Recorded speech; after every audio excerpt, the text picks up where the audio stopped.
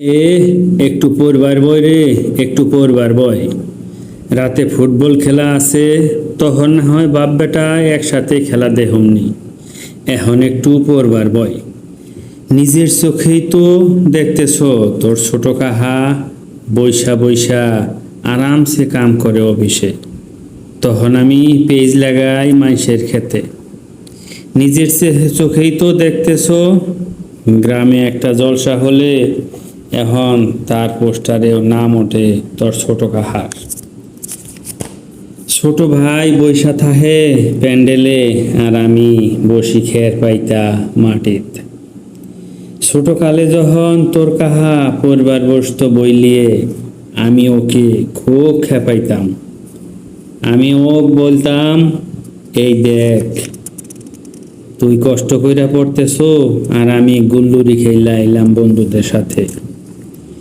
আর আজ সন্ধ্যাবেলায়ও যখন আমার চোখের কাম শেষ হয় না, তখন তোর কাহা বাড়িতে আইসা এসি ঘরে শুইয়া 42 ইঞ্চি টিভিতে দেখে।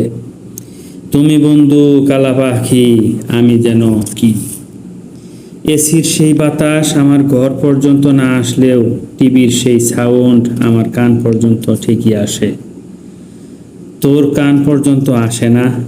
একটু পড়বার বয় বাপ, একটু পড়বার বয়। বাপ যতদিন বাইসা আছে ততদিন যত সুবিধা আদায় কইরা নেওয়া যায় নিয়ে নিই। আমি কিছু কইলে এখন জ্ঞান জ্ঞান মনে হয়, তাই না বাপ? আমার বাপও যখন আমাকে কইতো, আমার কাছেও জ্ঞান জ্ঞান মনে হইতো। এখন যখন ভাড়ায় চালাই সেলো মেশিন লাগাইয়া নৌকা, সারাদিন কান্ডার কাছে কত বটবট বটবট আওয়াজ। কয়দিন যখন চালাইতাম জমি চাষ দেওয়ার পাওয়ার টিলার, কামাই একটু বেশি ঠিকই, কিন্তু সেই বটবট বটবট আওয়াজ আর যায় না।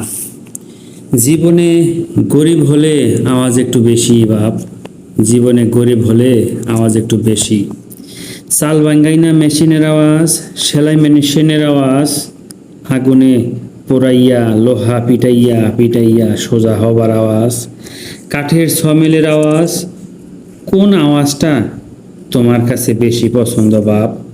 জীবনে গরিব থাকলে আওয়াজ অনেক বেশি। পড়ার সময় কাটাইছি আরামে আয়েসে, খাইছি খেলছি, কোমরে ছিল না বোঝা টানার শক্তি, হাত পা নরম শক্ত ছিল না বেশি। বাপ মরল দেখলাম, জীবন তার চেয়ে বাপের জ্ঞান জ্ঞান